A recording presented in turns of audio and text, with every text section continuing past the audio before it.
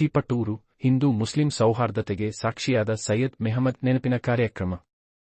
ತಿಪಟೂರು ನಗರದಲ್ಲಿ ಇತ್ತೀಚೆಗೆ ನಿಧನರಾದ ಅಲ್ಪಸಂಖ್ಯಾತರ ಹಿರಿಯ ಮುಖಂಡರಾದ ದಿವಂಗತ ಸೈಯದ್ ಮೆಹಮದ್ ರವರ ನೆನಪಿನ ಪ್ರಯುಕ್ತ ಜನಸ್ಪಂದನ ಟ್ರಸ್ಟ್ ಹಾಗೂ ಸೌಹಾರ್ದ ತಿಪಟೂರು ವತಿಯಿಂದ ಶ್ರದ್ಧಾಂಜಲಿ ಕಾರ್ಯಕ್ರಮ ಹಮ್ಮಿಕೊಳ್ಳಲಾಗಿತ್ತು. ಕಾರ್ಯಕ್ರಮದಲ್ಲಿ ಮುಖ್ಯ ಅತಿಥಿಯಾಗಿ ಉರ್ದು ಅಕಾಡೆಮಿ ಮಾಜಿ ಅಧ್ಯಕ್ಷ ಹಿರಿಯ ಉರ್ದು ಕವಿ ಮೊಬಿನ್ ಮುನವರ್ ಮಾತನಾಡಿ, ದಿವಂಗತ ಸೈಯದ್ ಮೆಹಮದ್ ರವರು ಪ್ರಗತಿಪರ ಚಿಂತಕರು. ಅವರು ಧಾರ್ಮಿಕ, ಶೈಕ್ಷಣಿಕ ಹಾಗೂ ರಾಜಕೀಯ ಕ್ಷೇತ್ರದಲ್ಲಿ ಅಲ್ಪಸಂಖ್ಯಾತರ ಕಲ್ಯಾಣಕ್ಕಾಗಿ ಶ್ರಮಿಸಿದ ಜೀವಿ. ಅವರ ನೆನಪಿಗೋಸ್ಕರ ಅವರ ಹೆಸರಲ್ಲಿ ಗ್ರಂಥಾಲಯ ಸ್ಥಾಪಿಸಲು ಆಗ್ರಹಿಸಿದರು.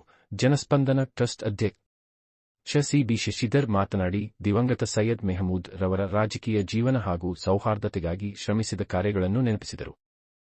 ಕಾರ್ಯಕ್ರಮದಲ್ಲಿ ಸಮೀವುಲ್ಲಾ ಖಾನ್, ಶಫಿ ಉಲ್ಲಾ ಶರೀಫ್, ಕೆಕೆ ಕಾನ್ವೆಂಟ್, ತನ್ವೀರ್ ಅಹಮದ್, ಪ್ಯಾರಜಾನ್ ಅಲ್ಲಬಕಾಶ್, ದಿವಂಗತ ಸೈಯದ್ ಮೆಹಮೂದ್ ಕುಟುಂಬಸ್ಥರು ಮತ್ತು ರಾಜಕೀಯ, ರೈತಪರ, ಪ್ರಗತಿಪರ, ಧಾರ್ಮಿಕ ಮುಖಂಡರು ಹಾಗೂ 200ಕ್ಕೂ ಹೆಚ್ಚು ಹಿಂದೂ ಮುಸ್ಲಿಂ ಬಾಂಧವರು ಉಪಸ್ಥಿತರಿದ್ದರು.